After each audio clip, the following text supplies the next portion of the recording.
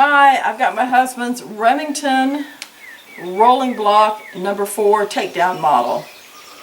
And you can actually take it down. Just pull it back to half cock. Flip that little lever and it comes apart. That's pretty neat. And real simple to put back together. Just put the lever back. There you go. So it shoots 22 long or shorts, but not long rifle. So we're going to shoot it and feel the massive recoil.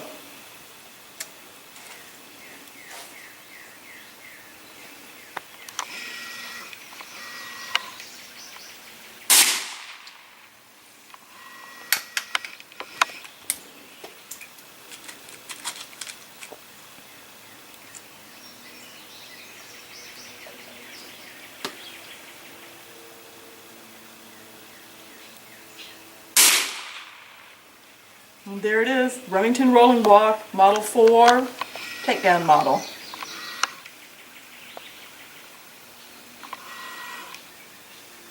It's got the octagon barrel and it's case hardened frame.